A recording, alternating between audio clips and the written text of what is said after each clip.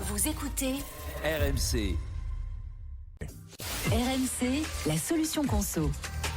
Et tous les matins, donc, Anthony Kazmarek arrive avec ses solutions conso. Et alors que le paiement en espèces, Anthony, est de moins en moins utilisé, il vous reste peut-être des petites pièces de monnaie rouges ou jaunes dans le porte-monnaie ou même dans le placard. Qu'est-ce qu'on en fait, Anthony ? On les utilise, voilà.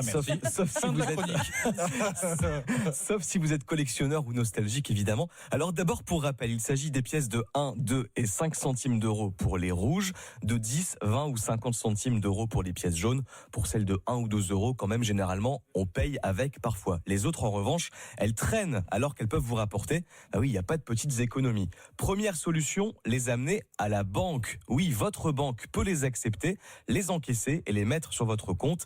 Attention, certaines réservent seulement ce droit aux professionnels et aux commerçants. Et puis, généralement, il faut les déposer, ces pièces, dans des rouleaux en papier et pas en vrac. Des rouleaux complets. Par exemple, 40 pièces pour des pièces de 10 centimes. Bon, ça fait 4 euros quand même.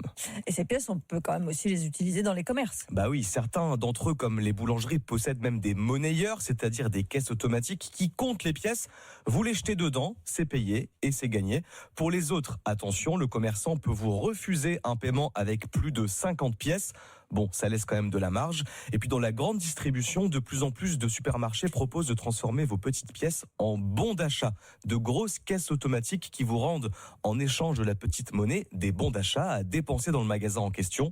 Carrefour, Auchan, Leclerc, Super U, Intermarché le proposent. Et en 2025, les Français ont récupéré 46,2 millions d'euros grâce aux bornes Coinstar et Eurocycleur installées dans ces enseignes. On peut les donner aussi, non, il y a encore l'opération pièces jaunes. Exactement, pour ceux qui le peuvent et qui le souhaitent, oui, ça existe toujours, une opération organisée tous les ans en début d'année.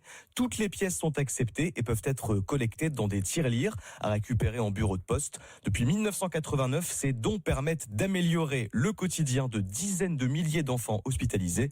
Alors on peut faire des économies, mais aussi des bonnes actions dans la solution conso. Merci Anthony.